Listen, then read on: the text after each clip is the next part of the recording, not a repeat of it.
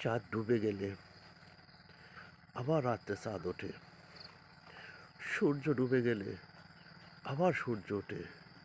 কিন্তু বিশ্বাস করো, আমার মন থেকে যেদিন তুমি মুছে যাবে, সেদিন থেকে আর কখনো কোনোদিনও এই মনে তুমি জায়গা পাবা না।